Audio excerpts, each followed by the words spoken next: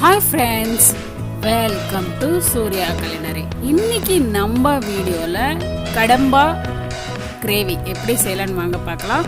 Video வந்து skip பண்ணாம கடைசி வரைக்கும் பாருங்க. வாங்க வீடியோக்குள்ள போலாம். கடம்பா கிரேவிக்கு தேவையான இன்கிரிடியன்ட்ஸ் 500 கிராம் கடம்பா எடுத்து நல்லா வாஷ் பண்ணி க்ளீன் பண்ணி இந்த மாதிரி சின்ன சின்ன பீசஸா ரவுண்ட் ஷேப்ல கட் பண்ணி எடுத்துக்கோங்க.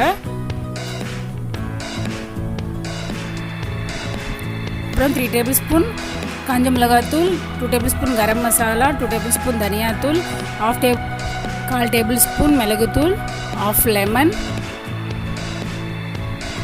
1/4 டேபிள்ஸ்பூன் இஞ்சி பூண்டு விழுது, பெரிய சைஸ் வெங்காயம் 2 எடுத்து சின்ன சின்ன பீஸாக கட் பண்ணிக்கோங்க. பெரிய சைஸ் தக்காளி வந்து 3 எடுத்து சின்ன சின்ன பீஸாக கட் பண்ணிக்கோங்க. கொஞ்சமாக கொத்தமல்லி. கடம்பா வந்து இந்த மாதிரி ரவுண்ட் ஷேப்பில் கட் பண்ணிக்க வந்து டேஸ்ட் வந்து ரொம்ப நல்லாயிருக்கும்.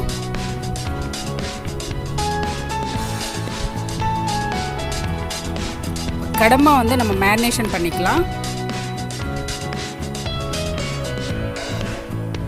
மேரினேஷன் பண்ணதுக்கு நம்ம எடுத்து வச்சுருக்க காஞ்ச மிளகாத்தூள், கரம் மசாலா, தனியாத்தூள், மிளகுத்தூள் எல்லாமே, இஞ்சி பூண்டு விழுது எல்லாமே நல்லா மிக்ஸ் பண்ணிக்கலாம். எல்லாம் ஆட் பண்ணிடலாம். இப்போ எல்லாமே நல்லா மிக்ஸ் பண்ணிக்கோங்க. மசாலா வந்து கடம்பாக்கு நல்லா ஆட் ஆகிற வரைக்கும் நல்லா மிக்ஸ் பண்ணிக்கோங்க.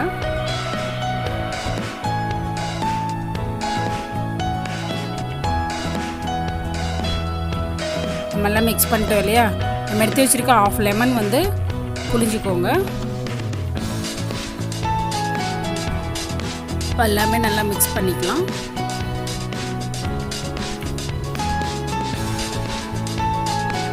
எல்லாமே நல்லா மிக்ஸ் பண்ணிட்டோம் இல்லையா? இப்போ 1/2 hour வந்து தனியாக எடுத்து வச்சிடலாம்.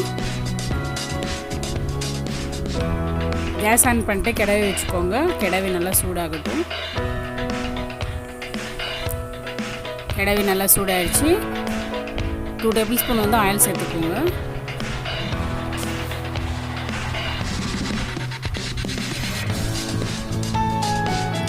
ஆயில் நல்லா சூடாகிடுச்சு. நம்ம எடுத்து வச்சுருக்க கட் பண்ணி எடுத்து வச்சுருக்க 2 வெங்காயம் வந்து ஆட் பண்ணிக்கோங்க.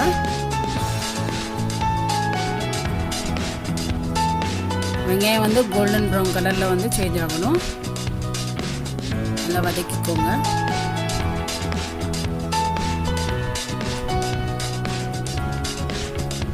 வெங்காயம் வந்து கோல்டன் ப்ரௌன் கலர் சேஞ்ச் ஆகிடுச்சு. நம்ம எடுத்து வச்சுருக்க 3 தக்காளி வந்து கட் பண்ணி எடுத்து வச்சுருக்கோம், அதை ஆட் பண்ணிக்கோங்க. ஆட் பண்ணிட்டு தக்காளி வெங்காயம் வந்து கிரேவி மாதிரி ஆகிடணும்.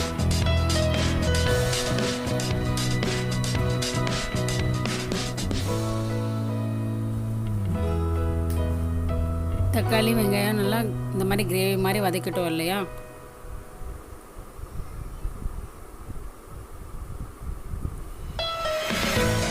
இப்போ நம்ம மேரினேட் பண்ணி எடுத்து வச்சுருக்க கடம்பா வந்து ஆட் பண்ணிக்கலாம்.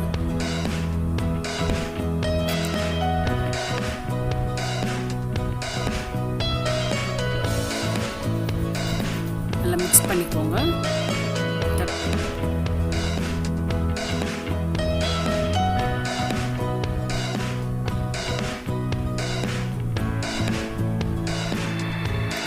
தேவைப்படுற அளவுக்கு உப்பு சேர்த்துக்கோங்க.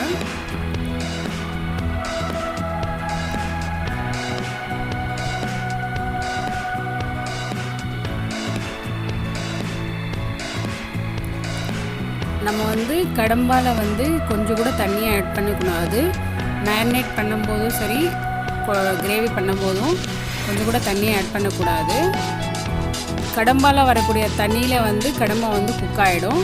நம்ம எந்த தண்ணியுமே ஆட் பண்ணலை. ஆனால் எவ்வளோ தண்ணி வந்திருக்கு பார்த்தீங்களா?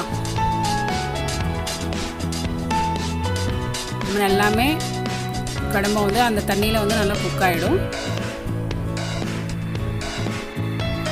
கடம்பா வந்து திக்காயிடுச்சு, நல்லா குக் ஆகிடுது. கடம்பா கிரேவி வந்து நல்லா குக் ஆகிடுது. 10 to 15 மினிட்ஸ் வந்து குக் பண்ணிக்கிட்டால் போதும். ரொம்ப நேரம் குக் பண்ண வேண்டாம், இல்லைன்னா கடம்பா வந்து ரப்பர் மாதிரி ஆகிடும். இந்த மாதிரி கிரேவி பதத்துக்கு வந்துடுது இல்லையா?